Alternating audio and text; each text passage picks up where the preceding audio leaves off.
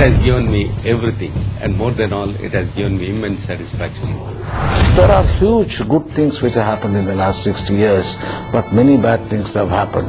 Really, I'm proud of our country, and people from our country have earned great name in India and elsewhere. We have taken to the villages by this Panchayat Raj Act only corruption and politics. Dream of a great country, that my country will become a developed country by 2030. India should encourage rural liberalization.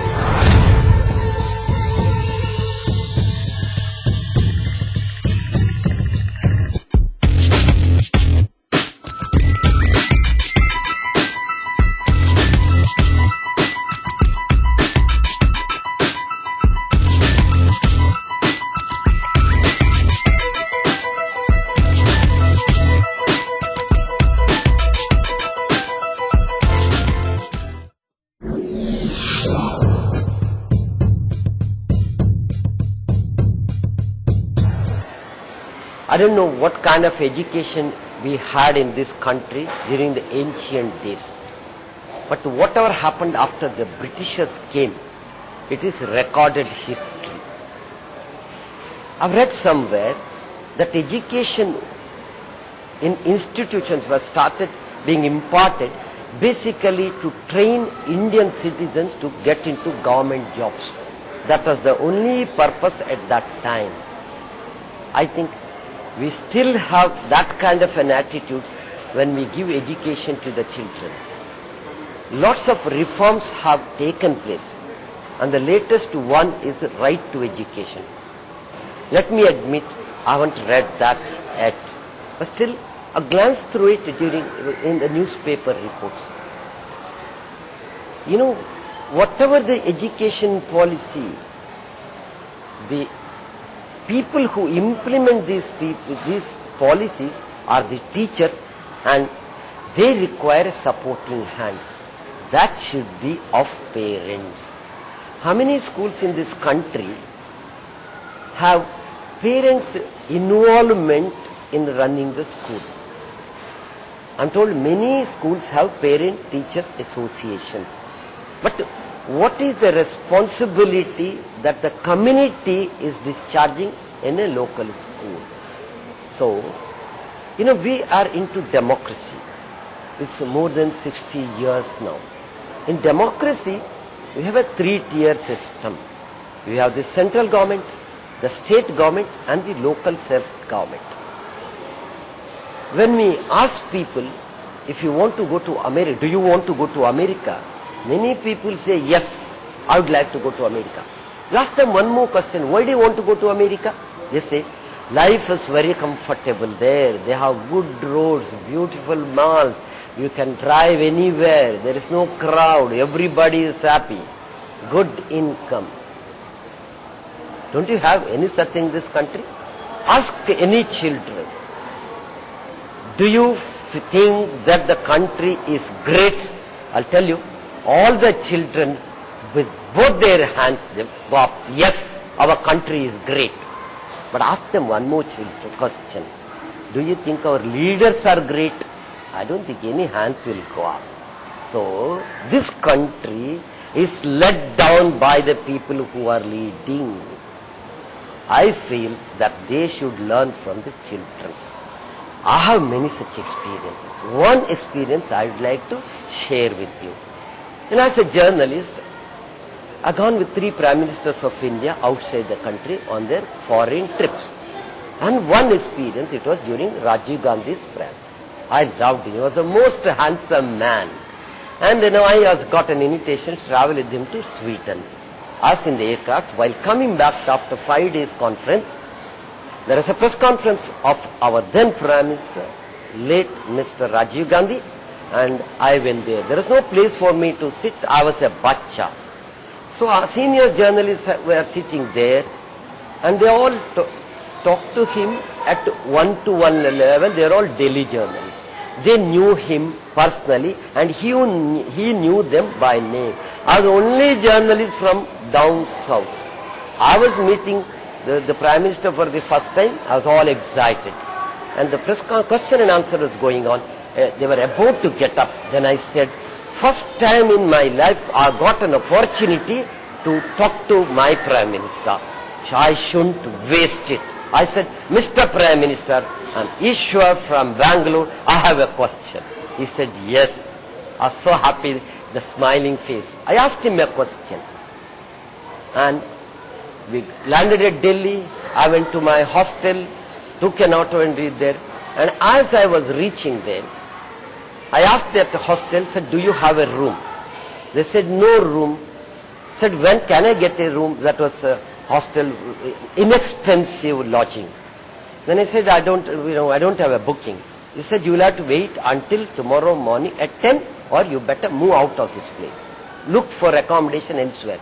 I said, I do not know anybody in Delhi. Would you mind if I sit in your sofa? I'll keep my luggage here. Wait until tomorrow morning, then move out. He said, that's okay. I sat there. He went inside. It was midnight when I landed. It was around 2 a.m. He went inside, came out running. He said, are you the guy who is with the Prime Minister on the TV right now? I said, no, I'm sitting here. Those days we had only Doordarshan. He said, come. By the time I went there, that shot had been over, the 3 minutes visual bite. I saw it the next day. It was me asking question to Rajiv Gandhi and Rajiv Gandhi answering back. The 3-minute interaction had gone on Doordarshan. He said, you travelled with Rajiv Gandhi. And I felt so proud. ಕನ್ನಡದಲ್ಲಿ ಹೇಳ್ತಾರಲ್ಲ ತಲೆ ಮೇಲೆ ಕೋಡು ಬಂತು ಅಂತ ಹಂಗೆ ಈ ದೇಶದ prime ಮಿನಿಸ್ಟರ್ನ ಪ್ರಶ್ನೆ ಮಾಡಿ ಇಡೀ ಜಗತ್ತಿಗೆ ಟೆಲಿವಿಷನ್ ಅಲ್ಲಿ ಅದು ಪ್ರಸಾರ ಆಗಿದೆ ಅಂತ ಜಂಬದಲ್ಲಿ ನಾನಿದ್ದೆ. I was very proud. Later after 6 months, I come down to my hometown. I was traveling in Beltangadi. I was going on a scooter. The scooter broke down. There is no help anywhere around and it was a remote village. Imagine 25 years ago. And I was wondering what to do. I kicked the scooter, pushed the scooter, it wouldn't move. Then finally I looked around. At a distance there was a hut. There is a young girl rolling beedies. She had a veil on her head. I went there. Illi garage ellide gottidya? She looked at me. Of course there is a garage 15 kilometers away in the town. Go there. And next to a hotel, she gave an exact description of the garage. I said, how do I go there? She said, catch a bus. There are plenty of buses going up and down. Got into the bus, went to Beltangadi, looked for the hotel, and next door there was a garage. But I was shocked, it was closed. I went to the hotel, I said, when does this garage open? He said, he has gone home for lunch and he will come back only at 5. I had no patience to wait until 5. I said, where is his house? He said, take a bus 15 kilometers away. There is one tree and there is a house. That is his house. I remember that exact place where my scooter had broken down. Got into a bus. I was feeling so upset about that little girl. I thought, how is that she didn't tell me there is a mechanic right in that place, either her house or some next door houses. Then I came back, got down after 1.5 hours. She was still sitting there, rolling the beedies. She smiled at me. I was furious. And I asked her, you knew there is a mechanic here? Yes. He is my father. He had his lunch and sleeping at home. Why didn't you tell me? You saw me pushing the scooter, kicking it. Then I asked, he said, sir, what did you ask me? You asked for a garage. I directed you to the garage. If you had asked for a mechanic, I would have called my father. A journalist who felt proud of questioning the Prime Minister of the country, I felt ashamed myself. I said, sorry, I will learn how to ask questions.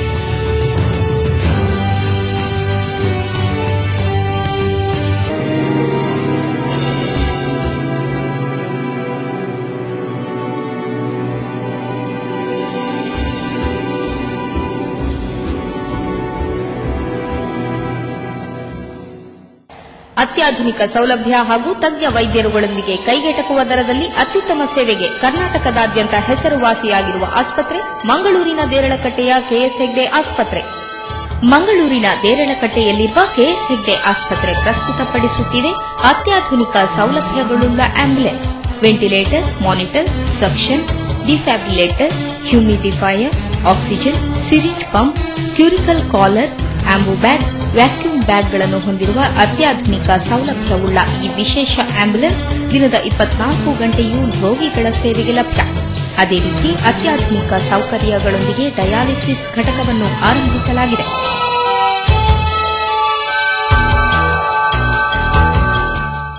Unity health complex doctor CP Habib Rehman ಅವರ ಮುಖ್ಯಸ್ಥಿಕೆಯಲ್ಲಿ ಕರ್ನಾಟಕದ ಅಗ್ರ ಸ್ಥಾನದಲ್ಲಿರುವ ಆಸ್ಪತ್ರೆಗಳಲ್ಲಿ ಒಂದಾಗಿದ್ದು, emergency ಸರ್ವಿಸ್ಗೆ 10577 ಕರೆ ಮಾಡಿ ಶೀಘ್ರ ಚಿಕಿತ್ಸೆಯನ್ನು ಪಡೆಯಬಹುದಾಗಿದೆ. Unity health complex, expect life. An ISO 9001-2000 certified hospital, ಫಳ್ಳಿ ರೋಡ್, ಮ್ಯಾಂಗಲೋರ್.